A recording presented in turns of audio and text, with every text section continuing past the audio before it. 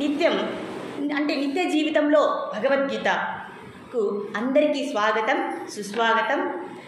So మనము ఈ భగవద్గీతని మనందరి యొక్క ఉత్సాహంతో మీరు చాలా చక్కగా వస్తున్నారు, శ్రద్ధగా వింటున్నారు. మీ అందరికీ కూడా ఆ భగవంతుని యొక్క ఆశీస్సులు, ముఖ్యంగా అతని కరుణ అంటే భగవంతుడి యొక్క దయ అంటే మొట్టమొదట జ్ఞానం అనేది లభించడం అని శాస్త్రాలు చెప్తున్న విధంగా సో మేమందరూ కూడా భగవంతుని ప్రార్థిస్తాం. అలాగే ఓం ఇది శ్రీమద్ భగవద్గీతాసు ఉపనిషత్సు బ్రహ్మ విద్యాయ యోగశాస్త్రేణ శ్రీకృష్ణార్జున సంవాదే తృతీయోధ్యాయ. హరి ఓం తత్సత్. హరే కృష్ణ. శ్రీల ప్రభుపాదికి జై.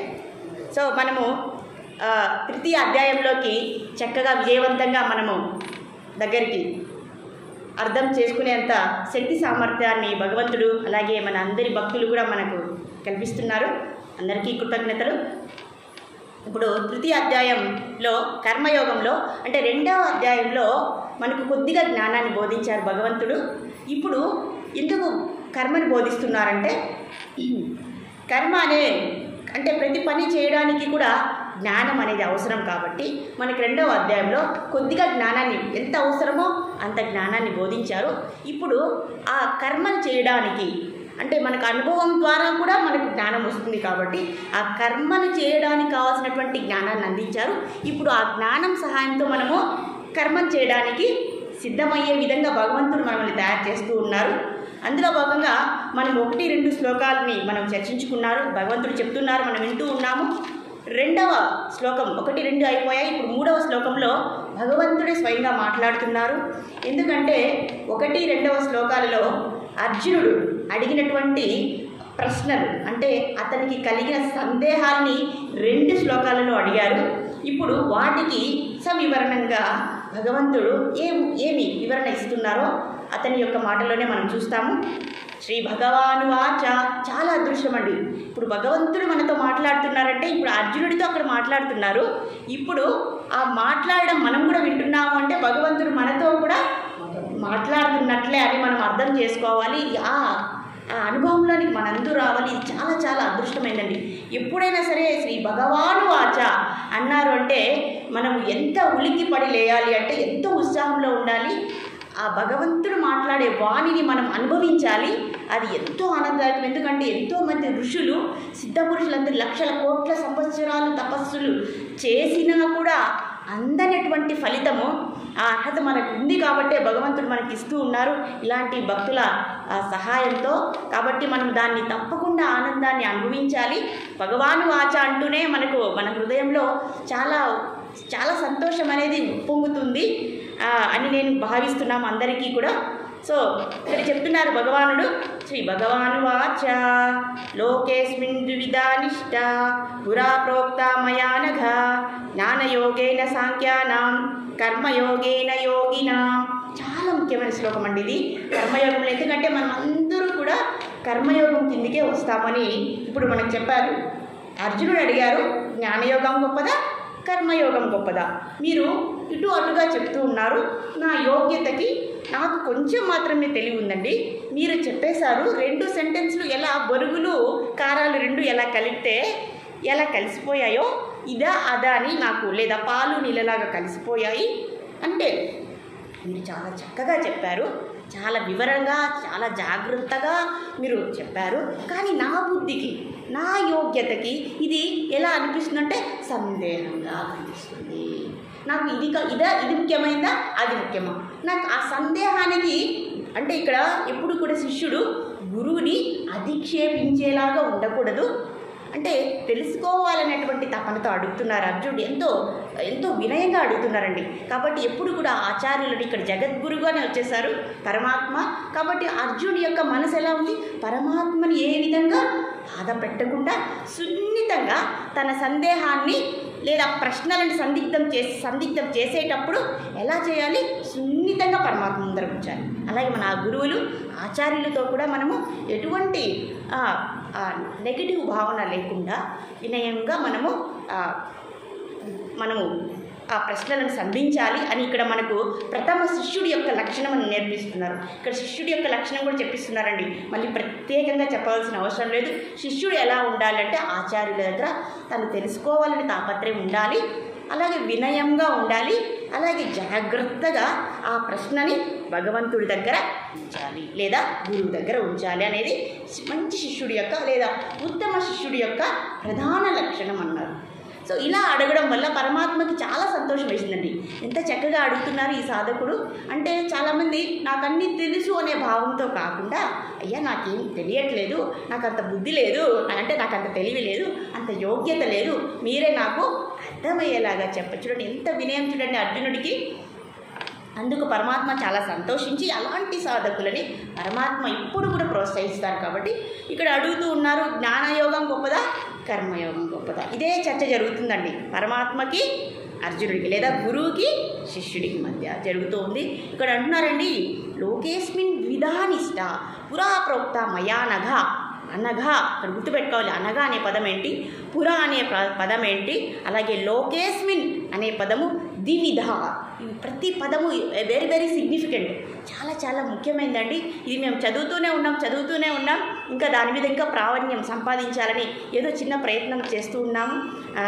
జ్ఞానయోగేన సాంఖ్యానాం కర్మయోగేన యోగినాం అన్నారండి. చాలా జాగ్రత్తగా వినాలండి. జ్ఞానయోగేన సాంఖ్యానాం చూడండి ఎంతెంత మంచి పెద్ద పదాలు ఉపయోగించారంటే అంత ఉంది. సాంఖ్యయోగం మనం చెప్పుకున్నాం, సాంఖ్యయోగం గురించి అదంతా ఇక్కడ ఒక పదంలో ముందు పెట్టేశారు. ఒక అధ్యాయాన్ని తీసుకొచ్చి ఈ పదంలో పెట్టేశారు. మనం చాలా విధంగా అర్థం చేసుకోండి. జ్ఞానయోగులు ఎవరు, కర్మయోగులు ఎవరు అని అడిగిన ప్రశ్నకు సమాధానంగా పరమాత్మ చెప్తున్నారు. పరమాత్మ యొక్క స్టైల్ ఎలా ఉంటుందంటే చాలా బాగుంటుందండి. పరమాత్మ ఎలా ఉంటుందంటే మనం ఎలా చేస్తే అలా వస్తారు, మనం ఎలా అడిగితే అలా ప్రతిస్పందిస్తారు. సున్నితంగా అడిగామా సున్నితంగా చెప్తారు. లేదా మనం సందేహం అనుకోండి అంటే ఈ సందేహము ఆయన ముఖాన్ని బట్టే ఆ ప్రశ్నను బట్టి అర్థం చేసుకుంటారు. వీళ్ళ మనసులో ఏముంది, నిజంగా సందేహం ఉందా, ఒకవేళ ఉంటే ఆ సందేహానికి కారణమైనటువంటి అజ్ఞానం ఏదైతే ఉందో ఆ మూలాన్ని పట్టుకొని ఆ అజ్ఞానానికి తగ్గట్టు సమాధానం చెప్తారు. అది పరమాత్మ స్టైల్ అన్నమాట, శైలి. అది తన పద్ధతి అన్నమాట. చాలా తెలివైన వారు కదండి పరమాత్మ.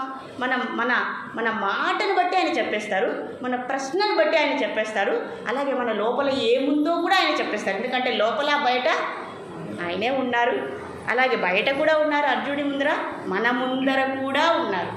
ఇప్పుడు ప్రశ్న సమాధానం, ప్రశ్న అడిగింది అర్జునుడి కోసమే కాదు, అర్జునుడి కోసము అడిగారు, మన కోసం కూడా అడిగారు. ప్రత్యేకంగా ఈ శ్లోకంలో ఈ 1-2 శ్లోకంలో మనందరి కోసం కూడా అడిగేశారండి.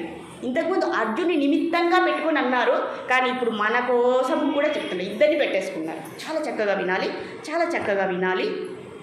సరే, పరమాత్మ చెప్తున్నారు, అయ్యా లోకేస్మిన్ వివిధానిష్ట.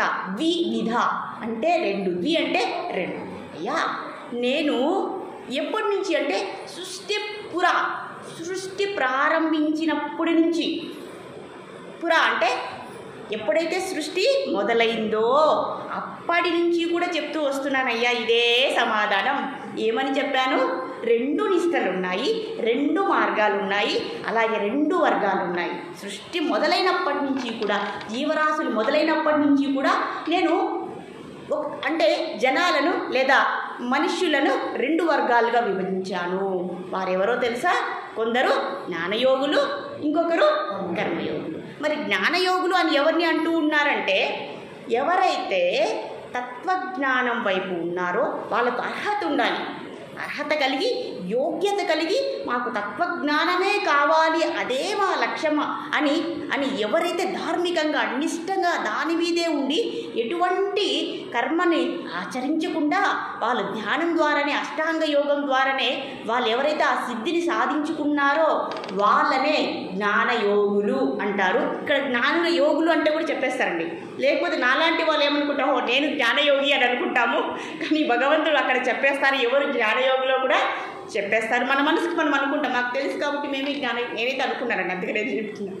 కాబట్టి నేను జ్ఞానయోగి కింద వచ్చేస్తానా అని అనుకున్నాను, నేను ఏమాత్రము రాని నాకు అర్థమైపోయింది. కాబట్టి అంటే ఊరికే ఉదాహరణకు చెప్తున్నానండి.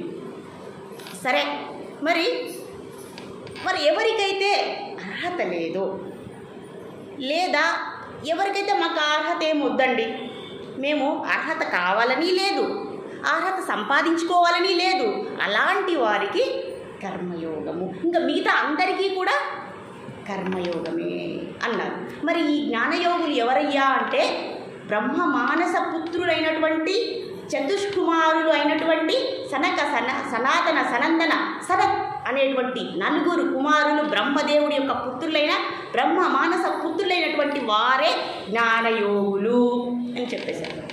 ఇంకెవరి పేర్లు చెప్పలేదండి. మీనాక్షి మాతాజీ పేరు అయితే ఇక్కడ లేనే లేదు, ఈ లిస్టులో ఎవరు లేరు. ఆ 4 గురించే చెప్పేశారు, వీళ్ళే జ్ఞానయోగులు. ఎంత చక్కగా చెప్పేశారు చూడండి. కాబట్టి అది చెప్పేశారు. ఇంకా మిగిలిన వారు ఎవరయ్యా అంటే ఎవరికైతే అటువంటి యోగ్యత లేదో, అటువంటి సామర్థ్యం లేదో, అటువంటి వారికి సాధారణ స్థాయి వాళ్ళకి లేదా సాధారణ స్థాయి కంటే కింద వాళ్లకు అందరికీ కూడా కర్మను ఆచరించండి. అంటే మీరు పనుల ద్వారా చేసుకోండి. ఇక్కడ పెద్ద పెద్ద పదాలు వచ్చినా అర్థం చిన్నదేనండి, ఇంకేమీ లేదు. మీరందరూ కూడా కర్మ మార్గాన్ని ఆచరించండి అని చెప్పారు. మరి ఇక్కడ కర్మ మార్గంలో వచ్చినటువంటి ఆ మహానుభావులు ఎవరంటే వీళ్ళ పేర్లు విన్నా కూడా మనకు పరమ పవిత్రం అండి, వాళ్ళ ఆశీర్వాదం మనకు వచ్చేస్తుంది. వారు ఎవరంటే ప్రజాపతులు, మరీచి, కశ్యప, కర్దమ, ఇలా ఎంతమంది ఉన్నారు దత్త ప్రజాపతులు. ఈ ప్రజాపతులందరూ కూడా కర్మ మార్గం కింద వచ్చేస్తారు. ప్రజాపతులు ఎంతమంది ఉన్నారో వాళ్ళందరూ కూడా, ఋషులందరూ కూడా దేని కిందకు వస్తారు? కర్మ మార్గంలోనికి లేదా కర్మయోగంలోనికి వస్తారు. మరి జ్ఞానయోగంలోనికి ఎవరు వస్తారండి? చతుష్కుమారులు వచ్చేస్తారు. సనక సనాతన సనందన సనత్ అనేటువంటి చతుష్కుమారులు. వీళ్ళు మాత్రం వాళ్ళని చూసాం కదండి మనము, పొట్టిగా ఉంటారు, వాళ్ళు నేకుడ్లో ఉంటారు, వాళ్ళు నేరుగా వైకుంఠంకి వెళ్ళిపోతారు. చూసాము కదా మనము. వాళ్ళకి ఏమీ ఉండదన్నమాట, భౌతికమైనటువంటి మానసిక స్థితి వాళ్ళకు ఉండదు. కాబట్టి వాళ్ళని ఎంతసేపు వాళ్ళు ధ్యానం చేస్తూ ఉంటారు, బ్రహ్మజ్యోతిని ధ్యానం చేస్తూ ఉంటారు.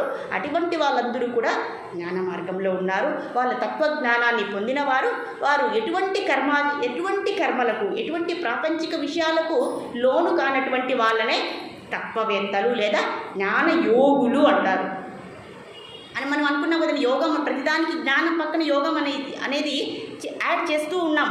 జ్ఞానం ద్వారా సిద్ధించినటువంటి, జ్ఞానం ద్వారా భగవంతుణ్ణి కలిసిన వారే జ్ఞానయోగులు.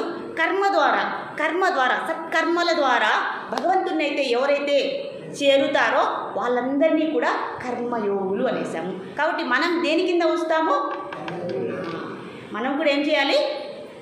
ఇప్పుడు వీళ్ళు బ్రహ్మ మానస పుత్రులు 4 ఉన్నారు కదా, మేము కూడా జ్ఞాన మార్గాన్ని అవలంబిస్తాము. మాకెందుకండి ఈ కర్మలన్నీ కూడా, ఈ కర్మనే మాకు, మేము జ్ఞానయోగానికి వెళ్ళిపోతాము, మాకంతా తెలిసిపోయింది, మేమంతా కూడా సన్యసిచ్చేస్తాము, ఈ ఇల్లు వాకిలి అన్నీ వదిలిపెట్టేస్తాము, మేము వెళ్ళిపోతాము, ఇది కూడా అనేవాళ్ళు ఉన్నారు కదా. అటువంటి వాళ్ళకు కూడా భగవంతుడు సమాధానం ఇచ్చినటువంటి ఆ శైలి ఏంటి అంటే మీరందరూ కూడా, మీ అందరికీ కూడా ఇది అసాధ్యము అని ఇక్కడ చెప్తూ ఉన్నారనమాట. కాబట్టి క్రమంగా ఒక క్రమం అనేది ఉంది, క్రమంగా స్పష్టంగా వివరణగా చెప్పినటువంటి విభాగం ఏదైతే ఉందో అది ఎప్పుడు చెప్పారు? సృష్టి ఆరంభంలో చెప్పారు. ఇప్పుడు 2వ అధ్యాయం అయినటువంటి ఏంటి 2వ అధ్యాయం పేరు? Very good. మీనాక్షి మాతాజీకి మర్చిపోతూ ఉంటుంది ఎప్పుడు. కాబట్టి 2వ అధ్యాయం అయినటువంటి సాంఖ్యయోగంలో కూడా అదే వాటిని చెప్పారు. కాబట్టి ఇప్పుడు కూడా మళ్ళీ చెప్తూ ఉన్నాను. ఈ విభాగాన్ని మనము తప్పకుండా మనం ఖచ్చితంగా గుర్తు పెట్టుకోవాలి అని చెప్తూ ఉన్నారు. మరి లోకేస్మిన్ వివిధానిష్ట పురా ప్రోక్త మయానగా జ్ఞానయోగేన సాంఖ్యానం కర్మయోగేన యోగినాం అని ఎంత చక్కగా ఉంది చూడండి. కాబట్టి ఈ తరగతుల వారు ఎన్ని వర్గాలు? మరి జ్ఞానయోగంలో ఉండే వాళ్ళని సాంఖ్యులు అంటారు. జ్ఞానయోగంలో ఉండే వాళ్ళు ఏమంటారు? సాంఖ్యులు అంటారు. మరి కర్మయోగంలో ఉండే వాళ్ళని ఏమంటారు? కర్మిలు అంటారు. జ్ఞానయోగంలో ఉండే వాళ్ళని ఏమంటారు? సాంఖ్యులు అంటారు. కర్మయోగంలో ఉండే వాళ్ళని ఏమంటాము? కర్మిలు. కర్మ చేసే వాళ్ళని కర్మిలు, అంతే, సింపుల్ చెప్పేశారు. అలా కాకుండా కాబట్టి కర్మయోగంలో ఉండేవాళ్ళు కర్మలను ఆచరించే, కర్మలు అంటే వేరే ఏం కాదండి, మన పనులే. అవునా? మన పనినే మనము భగవంతుని ప్రీత్యర్థం చేస్తాం, అంతే, ఇంకేం లేదు. అది యోగం అయింది. ఓకే. ఇచ్చతే ఇది యోగ అంటే యోగ అంటే ఏమి? కలవడం. ఏ మార్గం ద్వారా కలవడం? జ్ఞానయోగం ద్వారా, భక్తి యోగం ద్వారా, ధ్యాన యోగం ద్వారా అని ఇన్ని రకాలు చెప్పేసుకున్నాం కదండి మనము. కాబట్టి ముఖ్యంగా ఉండేది ఈ రెండే అని చెప్తారు. సో అలాగా కాబట్టి ఈ తత్వజ్ఞానంలో ఉండే వాళ్ళకైతే యోగ్యత ఉంది. మరి మనకు అర్హత లేని వాళ్ళం కాబట్టి మనము కర్మల ద్వారా లేదా సత్కర్మ అంటే ఒకటే సరిపోదండి. సత్కర్మలను చేసినప్పుడే, సత్కర్మలు అంటే ఏంటివి? మంచి పనులు, పుణ్యకార్యాలు, పుణ్యమైనటువంటి ఇతరులకు మేలు చేసేటటువంటి పనులనే సత్కర్మలు అంటారు. గుర్తుంటుంది కదండి, గుర్తుంటుంది కదా. కాబట్టి సత్కర్మల ద్వారా మనం ఏం చేయాలి? ఎప్పుడైతే మనం సత్కర్మలను చేస్తామో అప్పుడు మాత్రమే మనం చిత్తశుద్ధి లేదా మన మనసు, బుద్ధి, అంతఃకరణం అనేటివి శుద్ధమవుతాయి. ఇదే అండి మార్గం.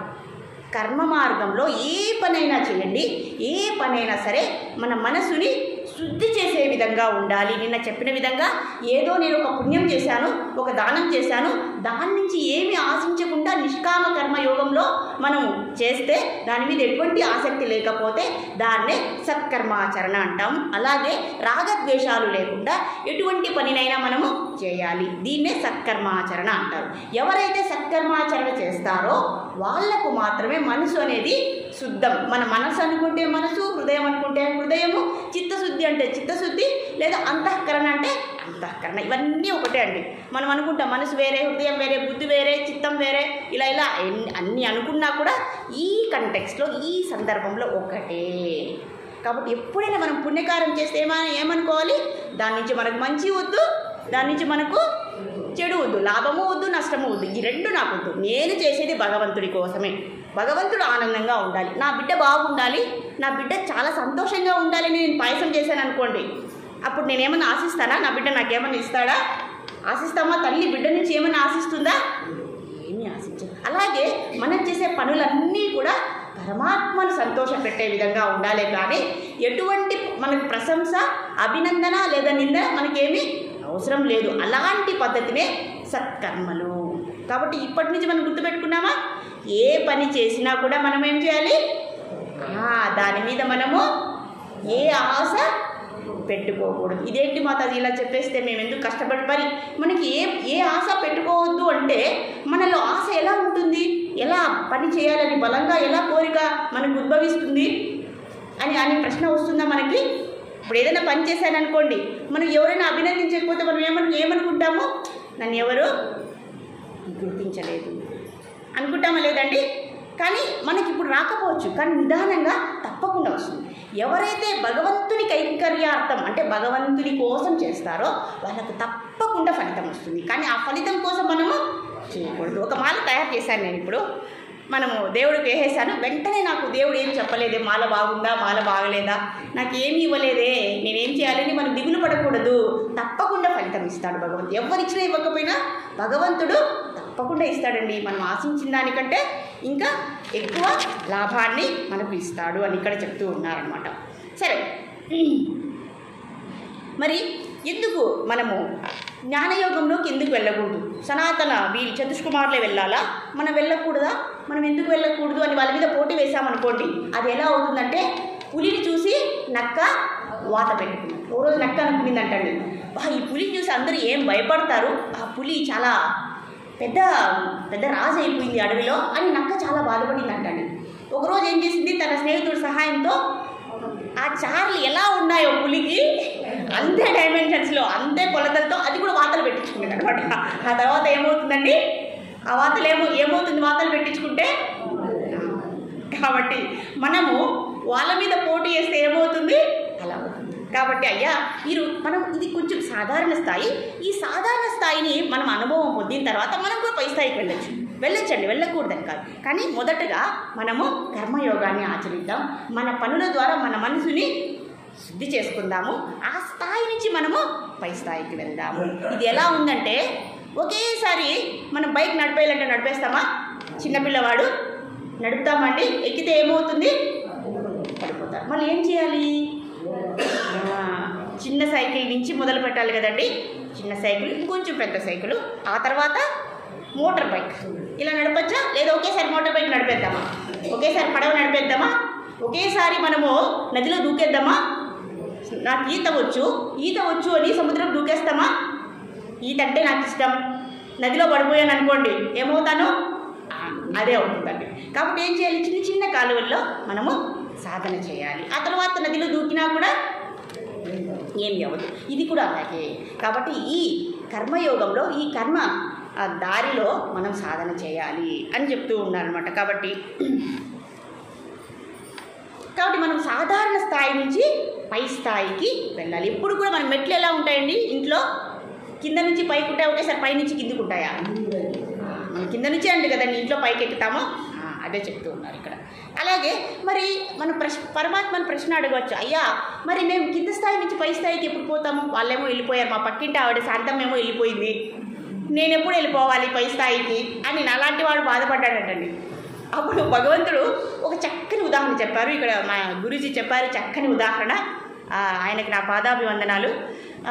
ఆయన ఏం చెప్పారంటే, అత్తా కోడలు ఇద్దరు ఉన్నారంటండి. అత్తా కోడలు ఇద్దరు ఉంటే కోడలు కొత్తగా కాపురానికి వచ్చింది. అత్తగారు ఏం చేశారు? వస్తూనే అన్ని పనులు చెప్పేశారంట. ఇది చెయ్యి, అది చెయ్యి, ఇది చెయ్యి. వాళ్ళ ఇంట్లో పాపం ఏమీ చేయలేదు, నాలాంటిది ఎప్పుడు బుక్కు ముందర వేసుకొని ఉంటుంది. ఒక్కసారిగా అత్తగారి ఇంటికి వెళ్ళిపోతే అన్ని పనులు చెప్పేసిందండి. ఇంట్లో అయితే అమ్మని కదండి, అమ్మ నేను చేయనుకో, నేను చదువుకోవాలి అని చెప్పచ్చు. మరి అత్తగారి ఇంటికి పోతే ఆ మాట చెప్పచ్చా? చెప్పలేము కదండి. అత్తగారు ఏం చేశారు? కోడలి పని కాకుండా, ఇంటి పని కాకుండా ఆవిడ పని కూడా చెప్పేసింది అనమాట. ఎందుకు చెప్పింది అత్తగారు? ఆమెకి అలవాటు అవ్వాలని. కొద్ది కొద్దిగా చెప్పాలి, కానీ ఒకేసారి చెప్పేస్తే పాపం భయపడతారు. మీరు గుర్తుంచుకోండి, మీరు అత్తగారు అవుతే ఒకవేళ కాకపోతే ఎక్కువ చెప్పేయకండి, భయపడి పారిపోతారు. కాబట్టి ఒకేసారి అన్ని పనులు చెప్పేసింది. ఎందుకంటే అన్నీ తెలియాలి కదా పాపం పిల్లకు, కొత్త అమ్మాయికి అని చెప్పేసింది. మరి అమ్మాయి గర్భవతి అయింది. ఎప్పుడైతే గర్భవతి అయిందో 3 నెలలు వచ్చిందో కొంచెం పని తగ్గించింది.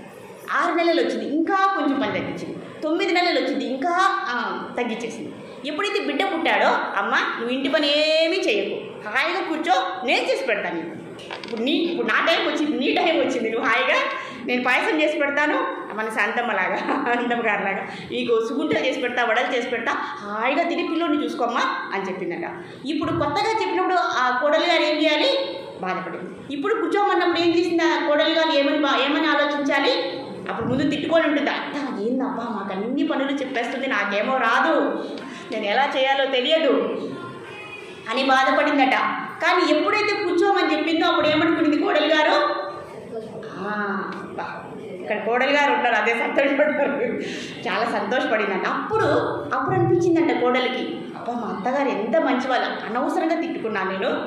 ఒక కథ చెప్తాను అత్తా కోడళ్ళ గురించి. ఇక్కడ ఎవరన్నా ఉన్నారు అత్తా కోడళ్ళు? అందరూ అత్తలేనా? మై గాడ్, మళ్ళీ మీరు మీ ఇంట్లో ఇదే చేయకండి. ఒక ఇంట్లో అత్తా కోడళ్ళు ఉన్నారట. అత్తగారు ఎప్పుడు చివాట్లు పెట్టేదంట కోడల్ని. అంటే నాలాంటి కోడలు అంటే ఏమీ తెలియదు, ఇంట్లో పనులు కొత్తగా చివాట్లు పెట్టేదంట. ఆ కోడలు అనుకుంటుంది, ఏమి ఈమెతో నాకు చాలా కష్టంగా ఉంది, కూర్చోనిది లేనిది పడుకోనిది ఏమి చేయలేదు, అన్నీ ఈమెనే అడగాలి, నా సంతోషం అంతా పోయింది, ఎందుకు నా పెళ్లి చేసుకున్నారా బాబు అనుకుంటుందట. ఒకరోజు చాలా కోపం వచ్చేసిందట. వాళ్ళ స్నేహితురాల్ని కలిసిందట. అమ్మ స్నేహితురాలా, మా అత్త పోరు ఎక్కువ అయిపోయింది, మా అత్తగారి పోరు, నాకు బతకాలని అనిపించడం లేదు, ఏదో ఒక మార్గం చెప్పవా అని అడిగిందట. అప్పుడు వాళ్ళ స్నేహితురాలు వండుకొని ఒక ఉపాయం ఇచ్చిందనమాట. ఒక చిన్న డబ్బాలో ఒక పౌడర్ వేసి ఇచ్చిందనమాట. ఈ పౌడర్ని నువ్వు రోజు మీ అత్తగారికి మీ అత్తగారికి కాఫీ అంటే చాలా ఇష్టం కదా, కాఫీలో కల్పించి ఇచ్చేసి ఇవి ఇలా ఒక వారం రోజులు చెయ్యి, ఇంకా నీకు ఆవిడతో ఎటువంటి బాధ ఉండదు, ఆ పీడ విరగడవుతుంది అని. ఈ అమ్మాయికి ఏమని అర్థమైంది? ఓహో ఏదో మందు ఉన్నట్టుంది, ఓకే సరే స్లో పాయిజన్ ఉన్నట్టుంది అని రోజు ఎంతో ప్రేమగా అంటండి చక్కగా కాఫీ తయారు చేసి చిక్కటి పాలతో, ఇంతకుముందు నీళ్ళు వేసేది, ఇప్పుడు చిక్కటి పాలు ఇచ్చిందనమాట. చిక్కటి పాలతో బాగా 10 నిమిషాలు తయారు చేసి అత్తగారికి ఎంతో ప్రేమగా, అత్తగారు కాఫీ తీసుకోరా అది ఎంతో ప్రేమగా ఇచ్చిందట. అత్తగారు రోజు అలా సేవించారట. ఒక వారం రోజులు గడిచిందట. అప్పుడు అత్తగారికి, అబ్బా నా కోడలు ఎంత మంచిది, చక్కగా రోజు నాకు ఎంత మంచి కాఫీ ఇస్తుంది, నాకు ఎవరైనా ఇచ్చారా? ఎవరు ఇవ్వలేదు, కాబట్టి ఇంక నుంచి నా కోడలు నేను చాలా బాగా చూసుకుంటాను అన్నదట. అప్పుడు అత్తగారు చెప్పిందట, అబ్బా ఎంత బాగా చూసుకుంటున్నామా, నా కూతురు కూడా నన్ను ఇట్లా చూసుకోవట్లేదు, ఇంక నేను నిన్ను బాగా చూసుకుంటాను, నిన్ను ఏమీ అనను అన్నదట. అప్పుడు కోడలికి కళ్ళలో నీళ్ళు వచ్చేసాయంట. అయ్యో ఇప్పుడు నేను విషయం కల్పించేశానే, ఇప్పుడు మా అత్తగారు ఏమన్నా అయిపోతే నేను ఎట్లా ఏమైపోవాలి అని బాధపడి పరిగెత్తుకుంటే స్నేహితురాల దగ్గరికి వెళ్ళిందట. స్నేహితురాల దగ్గరికి వెళ్తే, అమ్మ నేనేం విషయం ఇవ్వలేదు, అది ఊరికే తీయనటువంటి ఒక పౌడర్ ఇచ్చాను, ప్రోటీన్ పౌడర్ ఇచ్చానులే, నువ్వేం భయపడవద్దు, కానీ ఇప్పుడు ఎలా ఉంది అంటే అయ్యో చాలా బాగుంది, నీ దగ్గర ఏమీ లేదో అది నేను ఇచ్చాను, ఆ ఔషధాన్ని నీకు ఇచ్చాను. ఇప్పుడు కూడా అత్తగారికి సేవలు చేస్తే అత్తగారు సంతోషించి కోడల్ని ఎక్కువ ఇబ్బంది పెట్టదు అని ఇందు మూలంగా అర్థమవుతుంది. కాబట్టి ఇక్కడ చెప్తూ ఉన్నారు. సరే, ఈ విధంగా ఎప్పుడైతే బిడ్డ పుట్టిన తర్వాత అన్ని పనులు మానేయమన్నదో అత్తగారు, అంటే ఇప్పుడు ఏమర్థమైంది, ఫస్ట్లో ఎక్కువ పనులు చెప్పినటువంటి అత్తగారే ఇప్పుడు ఏం చెప్తుంది, బిడ్డ పుట్టిన తర్వాత అన్ని పనులని మానేయమన్నది. అదేవిధంగా కర్మయోగంలో మనం అన్ని సాధనలు చేసుకుంటే, సత్కర్మలు చేసుకొని మన మనసును శుద్ధిగా పెట్టుకొని ఆ జ్ఞానాన్ని పొందితే అప్పుడు మనం ఏం చేయొచ్చు, జ్ఞానయోగంలోనికి వెళ్ళిపోవచ్చు అని ఈ ఉదాహరణ మనకు చక్కగా వివరిస్తూ ఉంది. అలాగే ఇప్పుడు ఒకేసారి ఎందుకంటే జ్ఞానయోగంలోకి వెళ్ళకూడదు అంటే, చిన్నపిల్లలు ప్రాథమిక పాఠశాలలో చేరుతారు. అందరికీ తెలుసు కదండి, ప్రాథమిక అంటే 1 నుంచి 5వ తరగతి ఫస్ట్ వెళ్తారు. వెళ్తూనే మనం హై స్కూల్కి వెళ్ళిపోతారా పిల్లలు? వెళ్ళరు. చిన్న స్కూల్లోకి వెళ్తారు, మళ్ళీ హై స్కూల్లోకి వెళ్తారు, మళ్ళీ కాలేజ్కి వెళ్తారు. ఇది కదండి క్రమము. కాబట్టి మనం ఏం చేయాలి, కర్మయోగంలో ఉండి ఆ తర్వాత జ్ఞానయోగంలోనికి వెళ్ళాలి. కానీ చిన్న స్కూల్లోనే వెళ్ళకుండానే కాలేజ్కి వెళ్ళిపోతామా? చదవలేము కదండి, కష్టం కదండి. కాబట్టి మనం ఏం చేయాలి, చిన్న స్థాయి నుంచి మెల్లగా పై స్థాయికి వెళ్ళాలి తప్ప నేను జ్ఞానాన్ని తత్వాన్ని నేర్చుకుంటాను, నాకు ఇవేమీ వద్దు అని అనుకోకూడదని ఇక్కడ భగవంతుడు చక్కగా చెప్తూ ఉన్నారు. అలాగే ఇక్కడ అర్జునుడిని అనఘ అంటున్నారు. అనఘ అంటే ఎటువంటి పాప సంస్పర్శ లేనివాడా అని అర్థం. చూడండి ఎంత బాగా సంబోధిస్తున్నారు భగవంతుడే. అలా అంటున్నారంటే అర్జునుడి యొక్క గొప్పతనం చూడండి. అనఘ అంటే ఏంటి, ఇక్కడ అనఘ స్వీట్స్ అని పెట్టారు, గుర్తుందా మీకు ఆర్టీసీ బస్ స్టాండ్ దగ్గర? అనఘ అంటే అర్థం ఏమంటే ఎటువంటి పాప సంస్పర్శము లేనివాడా, అంటే మన మనసులో ఎటువంటి పాపము లేదు, ఎటువంటి స్వార్థము లేదు, ఎటువంటి దోషము లేనివాడా, అలాగే అవినయం లేనివాడా, నీలో తప్పు చేయాలనేటువంటి భావన లేనివాడా. ఇన్ని అర్థాలు ఉన్నాయండి అనగా అంటే. అలాంటి లక్షణాలు ఎవరు ఉంటాయో వాళ్ళందరినీ అనగా అంటారండి. మనం వాళ్ళు అంటామా అనగా అని అనిపించుకుందామా మనం కూడా అనగా అని? అనగా అంటే ఏంటి, ఎటువంటి స్వార్థము, రాగము, ద్వేషము, స్వార్థము, అసూయ, ఈ ఎటువంటి దోషగుణాలు లేకుండా ఉండేవారిని ఏమంటాము? మనం కూడా అవ్వాలి అనగా, అవునా కదా? ఇప్పుడు కొంచెం అయ్యాము, ఇప్పుడు ఇంకా భగవద్గీత వింటూ ఇంకా మంచి మంచి గుణాలని తెలుసుకున్నాం. కాబట్టి ఇక్కడ చెప్తున్నారు, అయ్యా మన మనసులో ఉన్నటువంటి దోషగుణాలన్నింటినీ కూడా ఏం చేయాలి, మనము ఉన్నాయి కాబట్టి మనం పుట్టామండి, అందులో సందేహం లేదు. కాబట్టి మన గుణాలన్నింటినీ మార్చుకోవచ్చా? మార్చుకుందామా వద్దా? అలాగే పెట్టేసుకున్నామా, లోపల పెట్టేసుకున్నామా? కాబట్టి ఇక్కడ ఈ కర్మయోగంలో భగవంతుడు చెప్పేటటువంటి అనుభవం ఏంటి అంటే, మనలో ఖచ్చితంగా దోషగుణాలు ఉన్నాయి. స్వార్థము, అసూయ, ద్వేషము, గర్వము, అహంకారము, అతికాము, ఇవన్నీ ఉన్నాయి మనలో, అవునా కదండి? కాబట్టి మనం ఏం చేయాలి, వాటిని కర్మలు చేస్తూ ఏం చేయాలి, ఒక్కొక్కటి ఏం చేయాలి, కాల్చివేయాలి.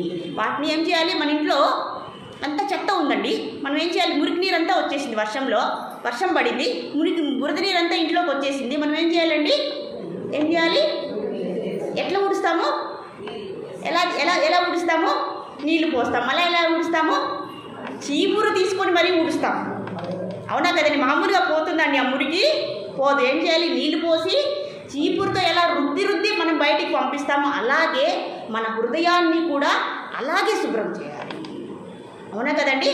ఎవరైతే చీపురు సహాయంతో తన హృదయాన్ని, మనసును శుద్ధి చేసుకుంటారో వాళ్ళు అనగా అయ్యేటటువంటి స్థాయి తప్పకుండా ఉందండి.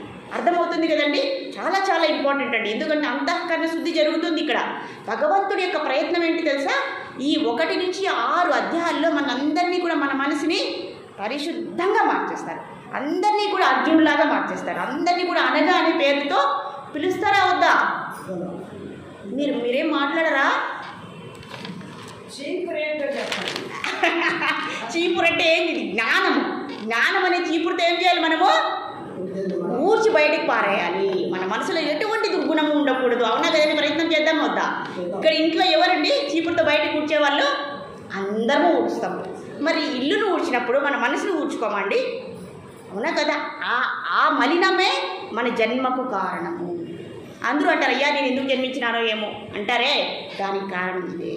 కాబట్టి ఎప్పుడైతే ఆ మలినం మన మనసులో ఉంది లేదా మన హృదయంలో ఉంది అంటే ఏం చేయాలండి, జ్ఞానం సహాయంతో తుడిచి పారేయాలి లేదా ఊడ్చి బయటకు పారేయాలి. మనం రోజు స్నానం చేస్తాం కదండి, శరీరానికి స్నానం చేస్తామా లేదా? లేకపోతే ఏమవుతుంది? వాసన కొడతాం. మరి మనసులో ఉంటే స్వార్థమైన అసూయ, పగ, ద్వేషము ఇవన్నీ కూడా మనము బయటికి పారేయాలి, తోసి కడిగి మరి బయటికి పారేయాలి అని ఇక్కడ నొక్కి నొక్కి ఒక్కానిస్తున్నారు భగవంతుడు. కాబట్టి నేను కూడా బల్లగుడుతున్నాను. అర్థమైంది కదండి? అందరూ చేద్దామా? ఇది మనందరికీ ప్రామిస్ చేసుకోవాలి. మనందరూ కూడా